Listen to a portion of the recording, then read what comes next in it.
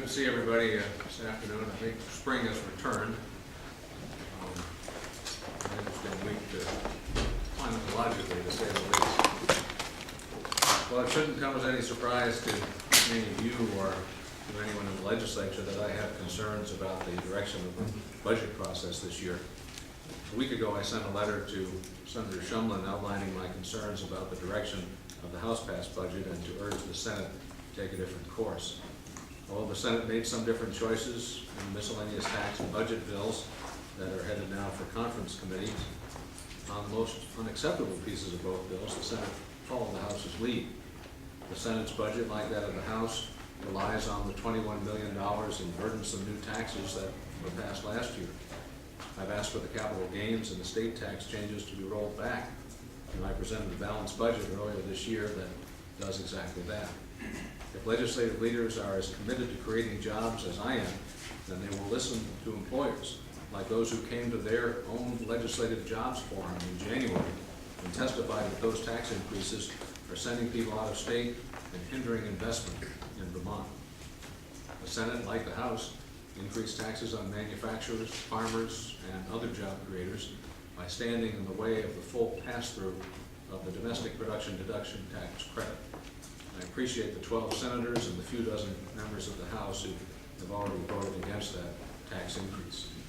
I can't understand why we would tax those who make products when we're depending on them to hire Vermonters and lift us out of this recession.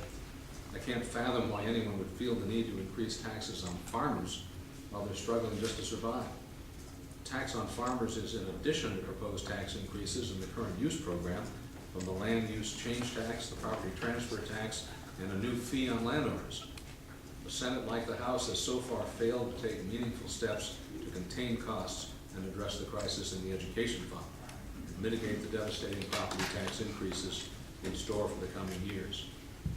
I've offered many ideas, including bringing our student-to-teacher ratio to a reasonable 13:1, phasing out phantom students, and asking teachers to accept a 20% share of health insurance premiums in future contracts. In fact, I've been offering ideas every year for the past 5 to start dealing with this problem. The legislature must not continue to ignore a liability for taxpayers that's projected to be about $70 million in fiscal 2012. In regard to challenges for change, the legislature must make progress on achieving the agreed-upon savings. My administration is working with lawmakers to flesh out any new ideas if some proposals we put forward are not acceptable. But it wouldn't be acceptable for the legislature to leave without making decisions while tying my administration's hands in responding meaningfully to balance the budget. I know that most lawmakers would like to finish work and get out of town quickly. While I share the urge to wrap things up, it doesn't outweigh my desire to protect Vermonters from short-sighted patches that will harm our economy, impair our recovery, and push even more difficult decisions off for another day. Let me be absolutely clear, because frankly, I'm not sure everyone understands fully.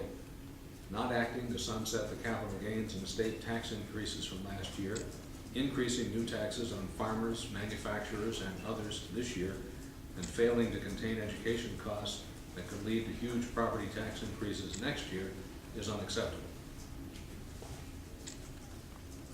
I hear from Vermonters in every corner of the state who say enough is enough. They question why it's so difficult for legislators to rein in spending and practice the same fiscal responsibility that they're demonstrating in their own lives. They question why, after raising taxes last year, there's a need to raise taxes again this year. The answer is clear. There's no good reason. And I need to make sure that lawmakers understand that I feel strongly about it.